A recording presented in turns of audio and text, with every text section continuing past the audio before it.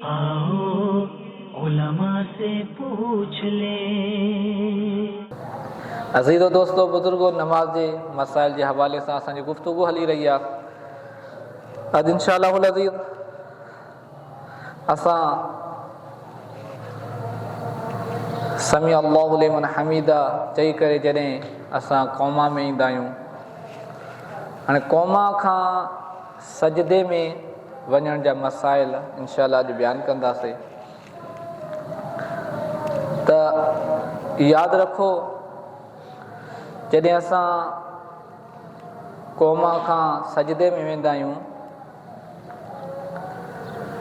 सजदे में वेंदे वक़्तु पहिरियों हथ रखिया वञनि, पोइ गोॾा रखिया वञनि, या पहिरियों गोॾा रखिया वञनि पोइ हथ रखिया वञनि। त इन मसइले में बि उलमाए किराम जो इख्तिलाफ़ आहे। इन में रिवायतूं बि मुख़्तलिफ़ आहिनि। इंशाअल्लाह उहे रिवायतूं बयानु कंदासीं ऐं नासिख़ मनसूख़ जो बि हुकुम बयानु कंदासीं ऐं आइमा जो जेको मौक़िफ़ आहे उनखे बि बयानु कंदासीं ऐं जेके अहादीस जे हवाले सां जवाब ॾिना विया आहिनि इन मौज़ू जे हवाले सां उनखे बि बयानु कंदासीं इंशाअल्लाह अज़ीज़। अज़ीज़ो दोस्तो, बुज़ुर्गो, इन मसइले में पहिरियों ही हदीस मां बयानु कंदो हलां। हिकु हदीस पाक में ईंदो हज़रत सय्यदना अबू हुरैरा रज़ियल्लाहु ताला अन्हु खां रिवायत थियल आहे। इहा हदीस पाक मुस्नद अहमद यानी मुस्नद इमाम अहमद बिन हम्बल में मौजूद आहे। 8955 नंबर हदीस। इनमें अन अबी हुरैरा रज़ियल्लाहु ताला अन्हु क़ाल क़ाल रसूलुल्लाह सल्लल्लाहु अलैहि वसल्लम इज़ा सजद अहदुकुम फला यबरुक कमा यबरुकुल जमलु वल यदा यदैहि सुम्मा रुकबतैहि। यानी हज़रत सय्यदना अबू हुरैरा रज़ियल्लाहु ताला अन्हु फरमायो त रसूलुल्लाह सल्लल्लाहु ताला अलैहि वसल्लम जन इरशाद फरमायो, इज़ा सजद अहदुकुम, जॾहिं तव्हां मां कोई भी सजदो करे, फला यबरुक कमा यबरुकुल जमल, कोई सजदो कंदे वक़्तु ईअं न झुके, ईअं न वेहे जीअं उठ वेंदो आहे। वल यदा यदैहि, ऐं उनखे घुर्जे, यानी सजदे करण वारे खे घुर्जे त पहिरियों पंहिंजा हथ रखे। वल यदा यदैहि, पहिरियों पंहिंजा ॿई हथ रखे, सुम्मा रुकबतैहि, पोइ पंहिंजा ॿई गोॾा रखे। इहा हिकु हदीस पाक आहे। इन हदीस पाक जो मफ़हूम जामिअ तिरमिज़ी में बि आहे 269 नंबर हदीस में। ऐं इहा हदीस पाक इन अल्फाज सां सुनन नसाई में 1090 नंबर हदीस आहे ऐं 1091, ऐं सुनन अबी दाऊद में भी इहा हदीस पाक आहे 840 नंबर। यानी महबूब अलैहिस्सलातु वस्सलाम फरमायो, जॾहिं यानी हज़रत अबू हुरैरा वारी रिवायत, हिकु ई रिवायत आहे, इन्हनि किताबनि में मौजूदु आहे त महबूब अलैहिस्सलातु वस्सलाम फरमायो, जॾहिं तव्हां मां कोई बि सजदो करे त उठ वांगुरु न वेहे, उनखे घुर्जे त पंहिंजा पहिरियों ॿई हथ रखे गोॾनि रखण खां पहिरियां, क़ब्ल रुकबतैहि। ऐं इहा ई हदीस पाक सुनन अबी दाऊद में इन जो मफ़हूम 841 में मौजूदु आहे। हाणे हिकु इहा हदीस पाक आहे ऐं इहा हदीस पाक मालूल आहे, यानी बुज़ुर्गान दीन इन ते कलाम कयो आहे। इन जे मुक़ाबले में ॿियूं हदीस पाक आहिनि। उहा कहिड़ी हदीस आहे? इन हदीस पाक मां जेके हाणे मां बयानु कयुमि, इन मां इहो मालूम थियो, बज़ाहिर इन मां इहो मालूम थियो त जॾहिं असां क़ौमा खां सजदे में वञूं त पहिरियों पंहिंजा ॿई हथ रखूं, पोइ गोॾा रखूं। ऐं इन जे मुक़ाबले में ॿियूं हदीस सही ऐं वरी जेकी हाणे हदीस बयानु कईसीं इन जे हवाले सां मुहद्दिसीन कलाम बि कयो आहे ऐं हुकुम बि बयानु फरमायो आहे, उहो बि हाणे बयानु कंदासीं। इन जे मुक़ाबले में जेके ॿियूं अहादीस आहिनि ऐं उन ते तमामु उलमा इकराम जो इत्तिफ़ाक़ आहे, कंहिं क़िस्म जो उन ते जरा या कोई एतिराज़ न आहे। उहे कहिड़ियूं हदीसूं आहिनि? हदीस हिकु आहे हज़रत वाइल बिन हुजर, यानी क़ौमा खां सजदे में वञण जूं जेके रिवायतूं आहिनि न, हिकु सजदो अबू हुरैरा खां रिवायत थियल आहे ऐं इन जे मुक़ाबले में जेकी हदीस पाक आहे हज़रत सैयदना वाइल बिन हुजर खां रिवायत थियल आहे, जेकी मां हाणे बयानु करे रहियो आहियां। जामिउ तिरमिज़ी में हदीस पाक आहे हज़रत सैयदना वाइल बिन हुजर 268 नंबर हदीस। हज़रत वाइल बिन हुजर फरमाइनि था قال رأيت رسول الله صلى الله عليه وآله وسلم إذا سجد يضع ركبتيه قبل يديه। हज़रत सैयदना वाइल बिन हुजर रज़ियल्लाहु ताला फरमाइनि था त मां रसूलुल्लाह सल्लल्लाहु ताला अलैहि वसल्लम खे नमाज़ पढ़ंदे ॾिठमि त महबूब अलैहिस्सलातु वस्सलाम जॾहिं सजदो कयो, सजदे जे लाइ झुकियऊं, सजदे जे लाइ विया त पहिरियों महबूब अलैहिस्सलातु वस्सलाम पहिरियों पंहिंजा गोॾा रखियऊं, यदउ रुकबतही, पहिरियों पंहिंजा गोॾा रखियऊं, क़ब्ल यदही, हथनि रखण खां पहिरियां पंहिंजा गोॾा रखियऊं, गोॾा मुबारक रखियऊं। सुभान अल्लाह। वरी फरमायो व इदा नहद रफ़अ यदही क़ब्ल रुकबतही, ऐं जॾहिं महबूब अलैहिस्सलातु वस्सलाम सजदे खां उथिया, बुलंद थिया त पहिरियों पंहिंजा हथ खयऊं, पोइ पंहिंजा गोॾा, यानी गोॾनि खणण खां पहिरियां पंहिंजा हथ मुबारक खयऊं। ऐं इमाम तिरमिज़ी इन हदीस जे तहत पंहिंजा जेके तबसरा बयानु फरमाया आहिनि त उहे फरमाइनि था हीअ जेकी हदीस पाक आहे इहा हसन आहे, हादा हदीसुन हसनुन, हसन हदीस आहे। ऐं वरी फरमाइनि था वल अमलु अलैहि इंद अक्सर अहलिल इल्म, ऐं अक्सर जेके अहले इल्म आहिनि न उन्हनि जो इन हदीस पाक ते अमल आहे। अक्सर जे मुक़ाबले में बाज़ जो उन ते अमल आहे, अक्सर जो इन ते अमल आहे अहले इल्म जो पहिरियों जॾहिं सजदे में वेंदा आहिनि त पहिरियों गोॾा पोइ हथ रखंदा आहिनि। हदीस पाक इहा ई, ऐं इहा ई हदीस पाक सुनन अबी दाऊद में आहे 838 नंबर हदीस, इहा ई वाइल बिन हुजर खां इन्हनि अल्फाज़नि सां। ऐं इहा ई हदीस पाक 839 नंबर में बि मौजूदु आहे, सनद मुख़्तलिफ़ आहे, वाइल बिन हुजर खां रिवायत थियल वारा अल्फाज़ इहे ई आहिनि। उन में ही बि आहे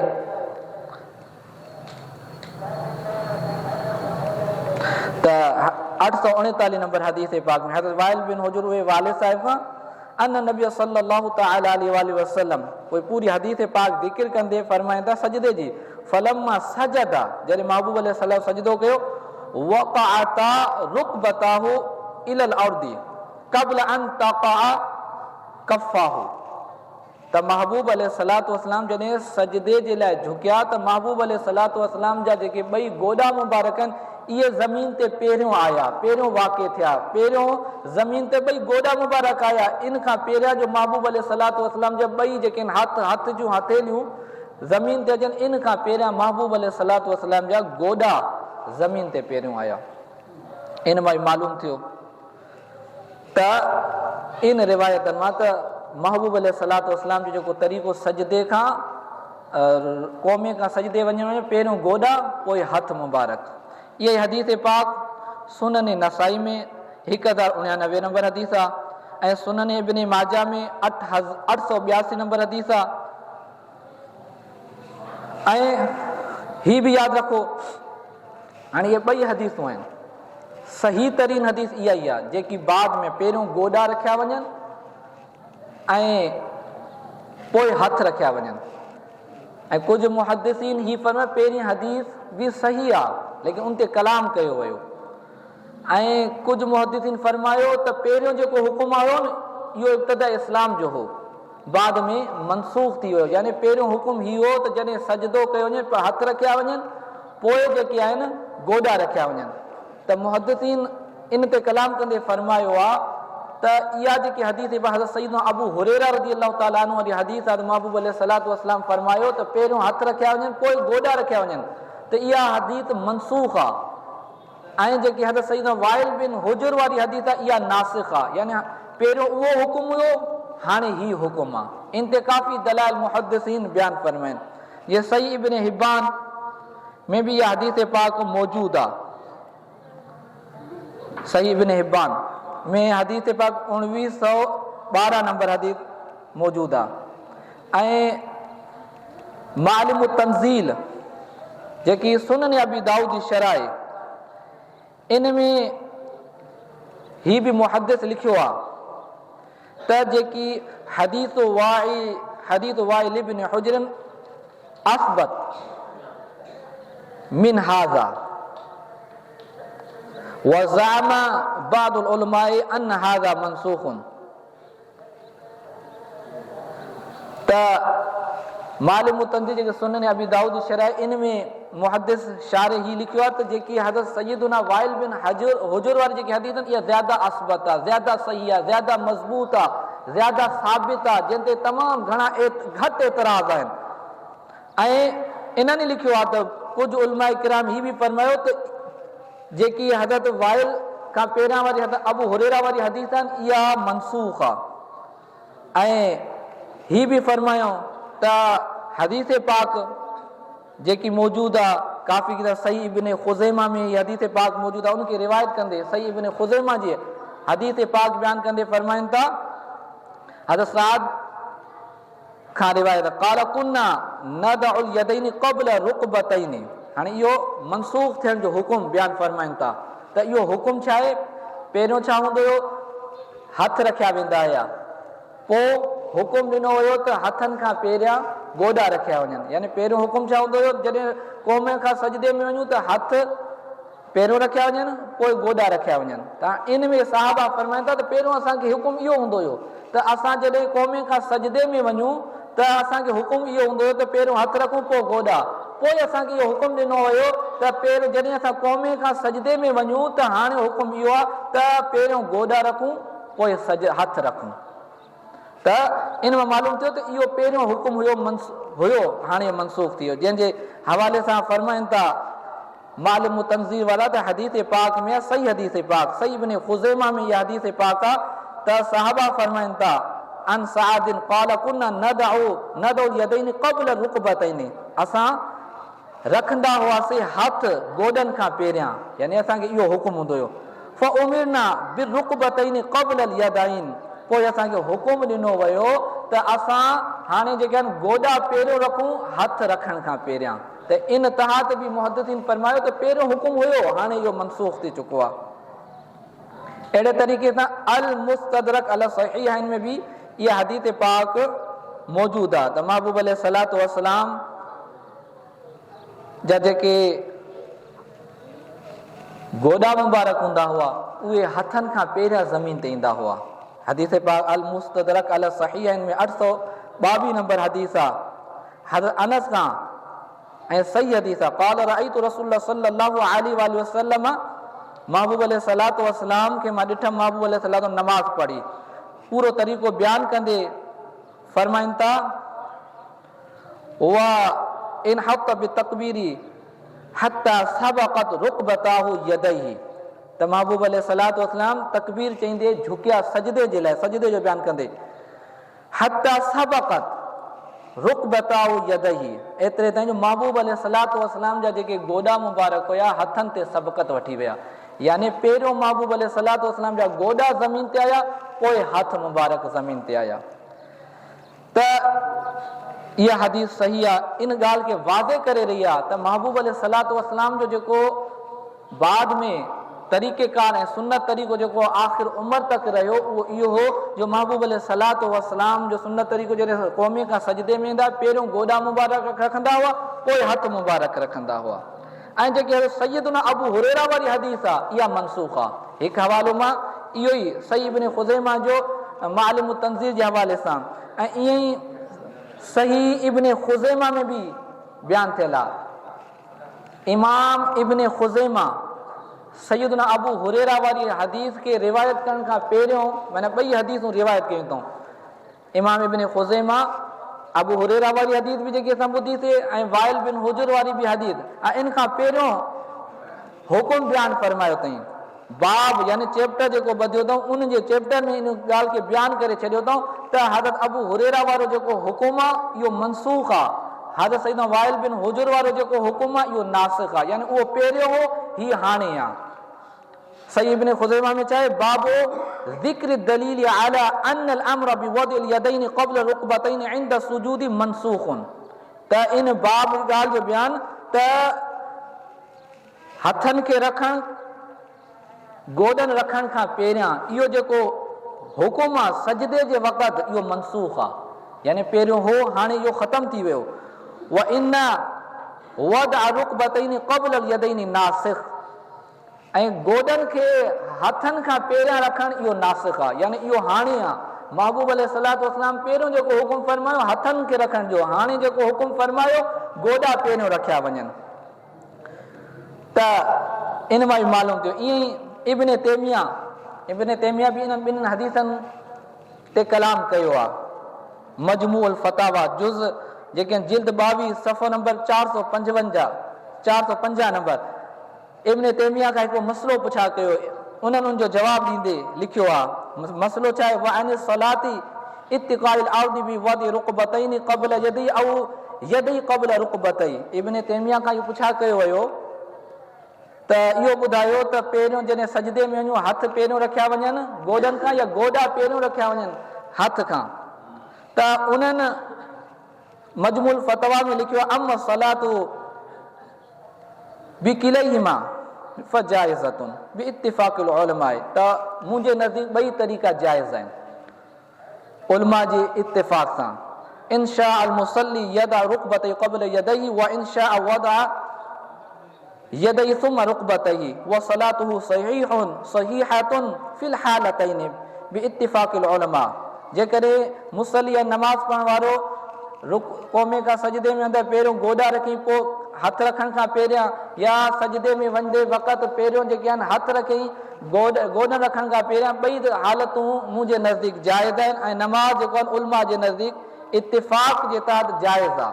हा, इन्हनि पंहिंजी तहक़ीक़ जे मुताबिक़ फरमायो वलाकिन तनाज़उ फिल अफ़ज़ली, हा झगड़ो जेको आहे अफ़ज़ल में आहे, अफ़ज़ल कहिड़ो आहे, त इन में उन्हनि इहो बि बयानु फरमायो त कहिड़ो कंहिंजे नज़दीक आहे।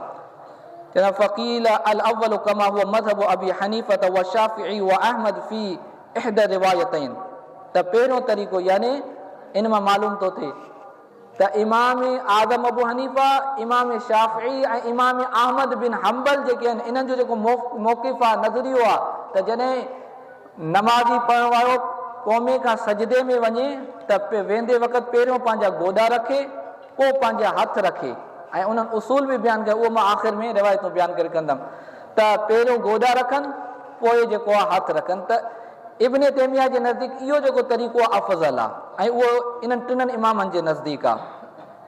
ऐं अॻिते लिखनि था त जेको ॿियो तरीक़ो आहे उहो इमाम मालिक जे नज़दीक आहे, ऐं उन जे हवाले सां बि रिवायतूं आहिनि। लिखनि वक़ील असानी कमा हुआ मज़हबो मालिकिन, उहो जेको तरीक़ो आहे इमाम मालिक जो आहे उन जी बि रिवायत आहे।